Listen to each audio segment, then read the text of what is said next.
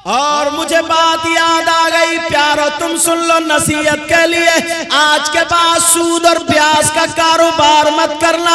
अरे ये सब यहीं रह जाएगा, बिल्डिंगें यहीं रह जाएंगी, रुपया पैसा यहीं रह जाएगा, कब्र में जाकर के तुम्हें भुगतना पड़ेगा, अजाब तुम्हें होगा। प्यारे मुबारकबाद पेश करो इन कमेटी वालों को। मुझे सबके नाम याद नहीं है, फैयाजुद्दीन का नाम याद है। अल्लाह इन सब कमेटी वालों के यहाँ बरकत अता फरमाए। जो इन्होंने जलसा किया तुम तक पैगाम पहुंचा रहा हूँ। सूद और प्याज का कारोबार करने वालों, नबी फरमाते हैं, आका फरमाते हैं, दो हदीस है। एक हदीस है, सूद और प्याज का जो गुनाह होता है उस गुनाह के 70 दर्जे होते हैं, 70 हिस्से होते हैं।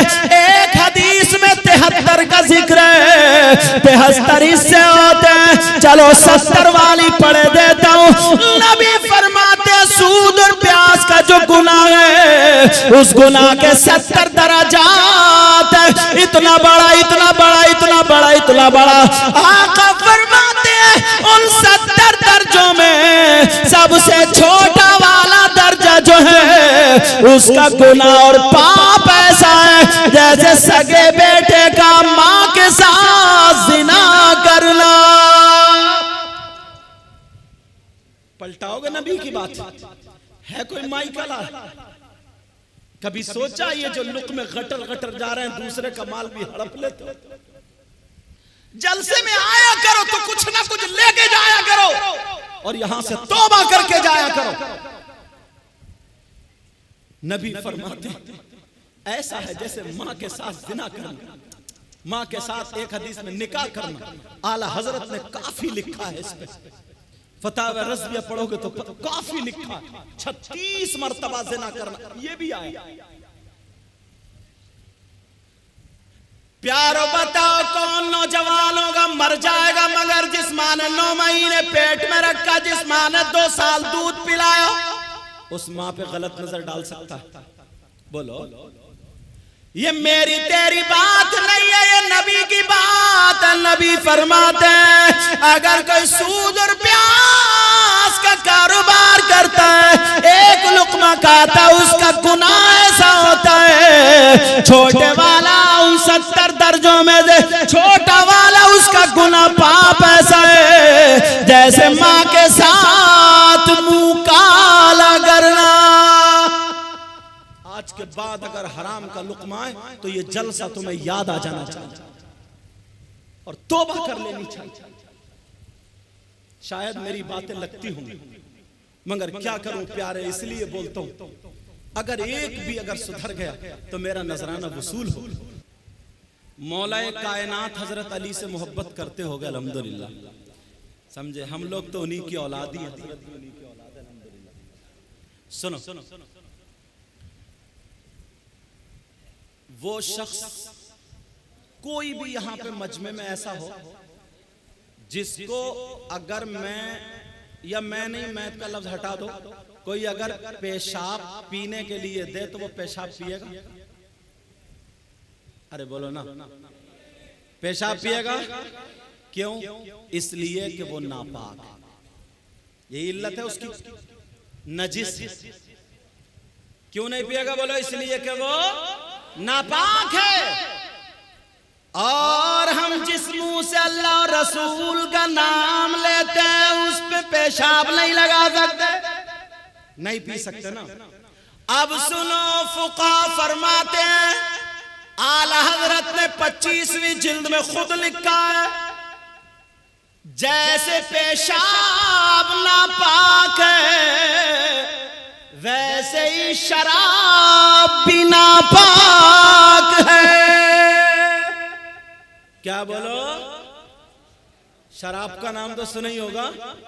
कितने लड़के हमारी नई नस्ल हजरत नशे के मारे बेकार हो गई, इतना नशा कर रही है और अब तो खुलेआम दुकानों पे नशे बिकने लगे।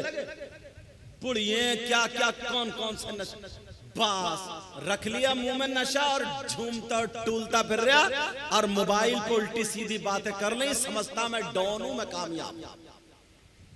शराब पीने वालों फुकहा फरमाते हैं जैसे शराब, जैसे पेशाब नापाक है, वैसे ही शराब भी नापाक है। अगर पेशाब 1 दरहम से ज्यादा लग जाए उसका धुलना जरूरी है, तो वैसे ही शराब अगर 1 दरहम से ज्यादा लग जाए उसका धुलना भी जरूरी है। जब तुम पेशाब नहीं पी सकते मुसलमानों नापाकी की वजह से, तो वो मुसलमान कैसा है जो शराब गटर गटर पी लेता है। और हजरत अली से प्यार करने वालों, मोहब्बत करने वालों, अब जरा सुनो कुरान की आयत, वयसअलूनका अनिल खम्रि वल मैसिर कुल फीहिमा इस्मुल कबीर। कुरान की इस आयत के शान नुज़ूल में लिखा हुआ है, मौला कायनात हजरत अली फरमाते हैं अगर कहीं पे तालाब हो और उस तालाब में पानी हो, उस पानी में शराब के चंद कतरे डाल दिए जाएं, ये हजरत अली फरमाते हैं अगर शराब के चंद कतरे डाल दिए जाएं और वो तालाब का पानी खुशक हो जाए, सूख जाए, उसकी जमीन पे घास जमाए, हजरत अली फरमाते हैं उस घास को, उस चारे को मेरी बकरियां चर ले, तो अली वो है कि उन बकरियों का दूध भी नहीं पिएगा। हजरत अली का नारा लगाने वाला खाली कूद कूद के तुम्हें पता ही नहीं है कि क्या हो रहा क्या नहीं हो रहा, बस कूदने मिल जाए। और माफ करना, अब तो बाज नाते भी ऐसी पढ़ रहे हैं। 12वीं शरीफ का भी मौका रहा, जुलूस निकलता ना, तो वो आया ना सोड़ा आया, नौजवान लड़के अपनी बनियान उतार के डीजे डीसीएम पे लगा के डांस करते हैं। डूबा नहीं गया तुमसे? नबी की नात पे नाचेगा तू? नबी की नात पे डांस करेगा? अरे जुलूस, तू गुलाम मोहम्मद है, गुलाम नबी है तू। जुलूस में चल तो ऐसा चल दूसरे देख करके, बल्कि गैर देख करके तुझे कहें कि वाह, जब मुसलमान ऐसा तो इनका इस्लाम कैसा होगा, जब नबी का गुलाम ऐसा तो फिर नबियों का इमाम कैसा होगा। और छत पे लड़कियां खड़ी हैं, औरतें खड़ी, वहीं पे ज्यादा कूदता है, ये नारे लगाता। अब ईमानदारी से बताओ, ये रसूल की मोहब्बत में कूद रहा, नारे लगा रहा, या इसकी रगों में शैतान दौड़ रहा? ये फैसला तुम्हें करना पड़ेगा। और ये बाप है, बात आ गई है, इजाजत हो तो कह दूं, बात आ गई है, सुन लो जरा, कड़वी है कड़वी। बाप हो बाप तुम, कम से कम 200 बाप ऐसे होंगे हजरत जिनकी जवान बेटियों पे मोबाइल है, जवान बेटियों पे मोबाइल, जिनकी बेटियां कोई तालीम हासिल नहीं कर रही है, जो मोबाइल के नेट के जरिए या लैपटॉप के जरिए उन्हें काम करना नहीं। कम से कम 100 बाप या 200 ऐसे हैं जिनकी जवान बेटियों पे मोबाइल है। क्यों दिया तुमने मोबाइल? तवज्जो करना इस बात पे, जवान बेटियों को मोबाइल देने की जरूरत क्या है? बोलो कौन है ऐसा जिसकी बेटी की ट्रेनें चल रही हैं, बसें चल रही हैं, फैक्ट्री चल रही है, कारखाना चल रहा है, ट्रक चल रहे हैं, हवाई जहाज चल रहा है, कि जो मोबाइल के बगैर सब ठप हो जाएंगे, बसें लुट जाएंगी, ट्रेनें डूब जाएंगी, हवाई जहाज में आग लग जाएगी, पूरा खानदान भूखा मर जाएगा। है किसी की बेटी ऐसी? आज जरा देखो, जवान बेटी है, कितनी मुसलमानों की लड़कियां अपना धर्म बदल के गैर मुस्लिमों के साथ हो गई, कितनी गैर मुस्लिम लड़कियां मुसलमान लड़कों के साथ हो गई। और ये नौजवान जो 18-20 साल के और लड़कियां जो 18-20 साल के मोबाइलों में चैटिंग रात के 12-12 बजे 2-2 बजे तक हो रही है। ओ बाप, तू पागल तो नहीं हो गया? अरे जरा शादी में देख ले, तेरी जवान बेटी के दुपट्टा नहीं है, सर पे दुपट्टा नहीं है, आस्तीन खुली है, सीना खुला। अरे जरा सोच, वो बेटी जिसके पास सैयदा फातिमा का चलन होता, आज वो फिल्में बनाने वालियों का तौर तरीका आ गया। कहां कहां से आया ये मोबाइल की देन है। आज 50 लड़कियां जिनकी जिंदगी बर्बाद हो चुकी, मोबाइल के जरिए कितनी लड़कियां भाग जाती है। और ये माँ से भी पूछने की बात है। चलो बाप अगर कहीं काम से चला गया, जो जीने की बराबर में खड़े हो गए, कभी कपड़े इधर फेंक रही है, कभी इधर फेंक रही, आधा घंटा जो जीने पे बात कर रही है इठला कर, ये माँ पागल है क्या? इस माँ को पता नहीं है मेरी बेटी किससे बात कर रही है? ये जो छत पे खड़े खड़े टैल टैल के बातें कर रही है, इस माँ को पता नहीं है मेरी बेटी किससे बात? पागल है क्या? अल्लाह फरमाता या अय्युहल्लज़ीना आमनू क़ू अनफुसकुम व अहलीकुम नारा, ए ईमान वालों अपने आप को और अपने घर वालों को जहन्नम की आग से बचाओ। जहन्नम की आग से बचाओ, मगर बिल्कुल आजाद छोड़ दो, बिल्कुल बिल्कुल बिल्कुल कोई ताल्लुक ही नहीं। बतौर नसीहत एक बात कह रहा हूं, जहां मैं नैनीताल में पढ़ाता था जसपुर में, वहां एक हाजी साहब बड़े मुत्तकी परहेजगार, इकलौती बेटी थी, बड़ी नेक, बहुत अच्छी, कभी घर से बाहर नहीं निकली। यहां तक के हम भी अगर जाते थे तो बैठक में रहते थे, हमने भी नहीं देखा। मैं बुलंदशहर तकरीर करके आया तो वो हाथ पकड़ के रोने लगे, कहने लगे सैयद साहब बर्बाद हो गए। मैंने कहा क्या बात है, बात बोलो। का बेटी घर से निकल गई है और जब से सुबह 5 बजे से घर से गई है तब से ही घर में खुशबू आ रही है। अच्छा खुशबू क्यों आ रही है? का औरतें ये कह रही है कि अच्छे जिन्नात उठा के ले गए, अच्छे जिन्नात। मैंने कहा हाजी साहब थोड़ी दिमाग की बात करो, अगर अच्छे जिन्नात होते तो इतना घिनौना काम क्यों करते? और अगर जिन्नात मेरा इतना कहना मानते होते तो मैं मारुति से क्यों आता? सीधा कह देते चल छोड़ दे मुझे पटना। अरे जरा सोचने की बात है।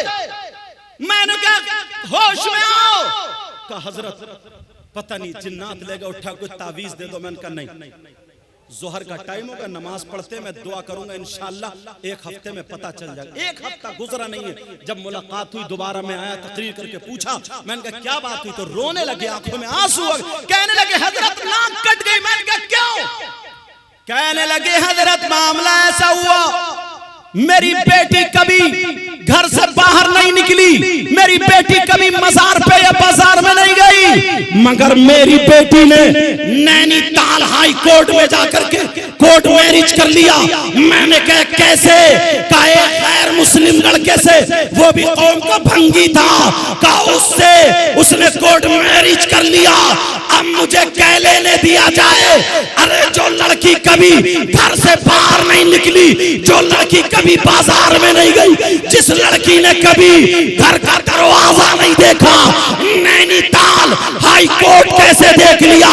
मुसलमानों अपनी बेटियों से मोबाइल मत चलवाओ, मुझे क्या लेने दो, ये मोबाइल की देन है जो गैर मुस्लिम लड़के से टच हो गई है। अरे इनसे मोबाइल ले लो, अगर इन्हें देना है तो दीनी किताब दे दो, इस्लामी किताब दे दो, कुरान दे दो, हदीस दे दो, सैयदा फातिमा की जिंदगी पढ़वाओ, हजरत खदीजा की जिंदगी पढ़वाओ, हजरत मैमूना की जिंदगी पढ़वाओ, हजरत आयशा की जिंदगी पढ़वाओ। अगर हमारी बेटी सैयदा फातिमा को पढ़ेगी तो खाएगी हमारी बेटी ढंग फातिमा का होगा, सोएगी हमारी बेटी ढंग फातिमा का होगा, चलेगी हमारी बेटी ढंग फातिमा का होगा, पहनेगी ओढ़ेगी हमारी बेटी ढंग फातिमा का होगा, खाएगी पिएगी हमारी बेटी ढंग फातिमा का होगा। अगर ऐसी बेटी बाप के घर में हो, बाप के लिए रहमत बनेगी, शौहर के घर में हो, शौहर के लिए नेमत बनेगी, और जब मां बनेगी तो इसके कदमों के नीचे जन्नत होगी। मगर कहां सब बिल्कुल माँ बाप कुछ नहीं जानते, सीधे बिल्कुल भोले, इन्हें कुछ पता ही नहीं। वैसे भोला नहीं है, वैसे ना जाने कितनों के पैसे मार लिए, कितनों की जमीन हड़प ली, कितनों को सता। होश में आओ, ये जो बच्चे खाली घूम रहे हैं ना, इनको पढ़ाओ, स्कूल भेजो इन्हें, और इन्हें मुसलमान भी बनाओ। दीनी तालीम से भी आश ना करो, मगर स्कूल भी भेजो। डॉक्टर हो हमारा, इंजीनियर हो हमारा, वकील हो हमारा, पायलट हो हमारा। समझ में आ रही बात? क्यों बच्चे आजकल टॉपर नहीं हो रहे? मेरी ये बात ले लेना, और जो पढ़ाई से ऊपर हो गए इनको भी खाली नहीं, वरना ये नशेड़िए बने, इन्हें काम से लगाओ, काम सिखाओ। मुसलमान के बेटे आवारा नहीं घूमते, इस बात को जहन में रख लेना। एक बात आखिरी बता दूं और खत्म है, वक्त मिला तो इंशाअल्लाह गुफ्तगू होगी। हाँ, वो बात रह ना जाए, नबी ने फरमाया ना 3 लोग जन्नत में नहीं जाएंगे। 3 लोग ऐसे हैं जिनकी कोई इबादत काबिल कबूल नहीं। यही से शुरू हुआ था, एक ही बताया, अल-आक़ु लिवालिदै, माँ बाप का नाफरमान, जिसकी कोई इबादत काबिल कबूल नहीं। नंबर 2, वमन्नान, एहसान करके एहसान जताने वाला। तीसरा, व मुकज़्ज़िबुन बिक़द्र, तकदीर को झुटलाने वाला। वक्त मिला, हमारी आपकी जिंदगी रही, मुलाकात अगर हुई तो इंशाअल्लाह इसको भी खोलूंगा, गुफ्तगू होगी, क्योंकि टाइम हो गया, अजान का टाइम होने वाला, हजरत की दुआ भी होनी है, सलात व सलाम भी होगा। शराब की जो बात बता रहा था मैं, बस आखिरी ये तौबा कर लो। आप जानते हो शराब के क्या हालात, शराबी के क्या हालात होंगे? इसके पेट जो है ना बहुत बड़े हो जाएंगे, और जहन्नम में जिन लोगों का अजाब की वजह से उनका जिस्म क्या था ना सड़ता होगा, खून पीप कचलऊ उनके जिस्म में पड़ा होगा। और जो लोग लड़के लड़की मर्द औरतें गंदा काम करते, हरकतें करते, उनकी शर्मगाह सड़ जाएगी, दोनों की शर्मगाह सड़ जाएगी। उन्हें इतनी जोर से पेशाब लगेगा, पेशाब नहीं उतरेगा, यहाँ तक के मोटे मोटे पेट हो जाएंगे। फिर उनको जो पेशाब आएगा तो पेशाब के साथ कचलऊ, गंदा खून, पीप और ये पेशाब, ये सारी चीजें जहन्नम की काली आग में लिपटती हुई एक गड्ढे में जाके ठहर जाएंगी। और ये शराबियों को ना खूब प्यास लगेगी, पानी पानी मांगेंगे, तो इन शराबियों को वही गंदा खून, पीप, कचलऊ और वही पिलाया जाएगा। प्यारे मेरे भाइयों, हदीस गलत नहीं हो सकती है। तुम्हें अल्लाह और रसूल का वास्ता, तुम्हें सरकारे दो आलम का वास्ता, आज के बाद मैंने जितनी बातें कही है इन पे अमल करना और बुराइयों से बचते रहना। कोई शराब मत पीना। बोलो शराब पियोगे? बोलो शराब पियोगे? हाथ उठा करके तौबा कर लो।